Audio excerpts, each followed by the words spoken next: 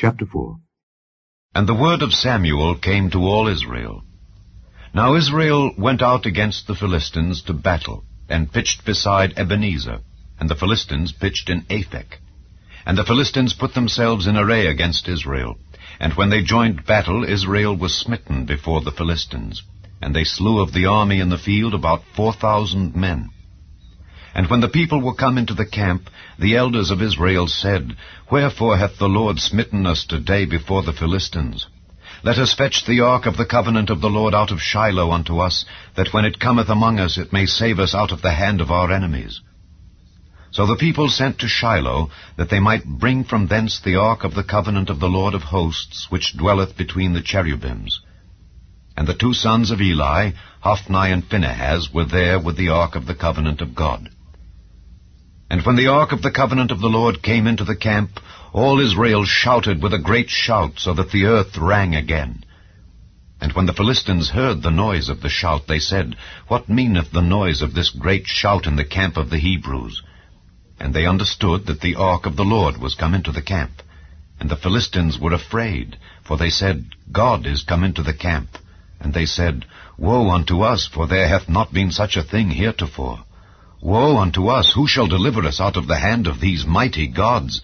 These are the gods that smote the Egyptians with all the plagues in the wilderness.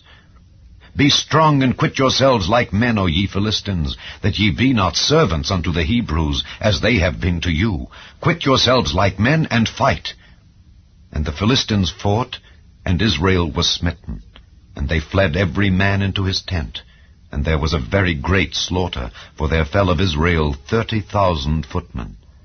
And the ark of God was taken, and the two sons of Eli, Hophni and Phinehas, were slain.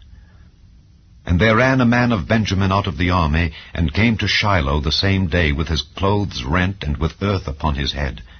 And when he came, lo, Eli sat upon a seat by the wayside, watching, for his heart trembled for the ark of God. And when the man came into the city and told it, all the city cried out. And when Eli heard the noise of the crying, he said, What meaneth the noise of this tumult? And the man came in hastily, and told Eli. Now Eli was 98 years old, and his eyes were dim that he could not see.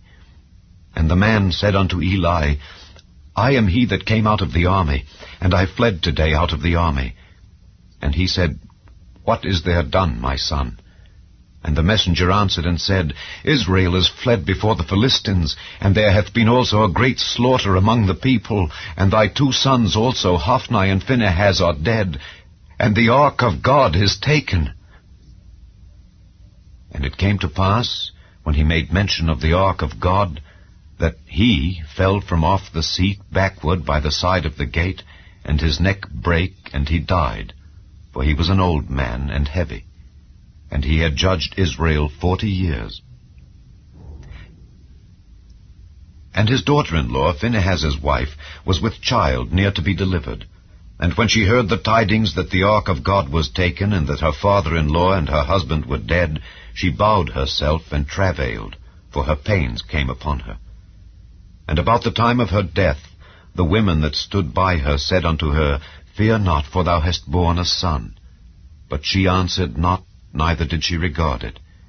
And she named the child Ichabod, saying, The glory is departed from Israel. Because the ark of God was taken, and because of her father-in-law and her husband. And she said, The glory is departed from Israel, for the ark of God is taken.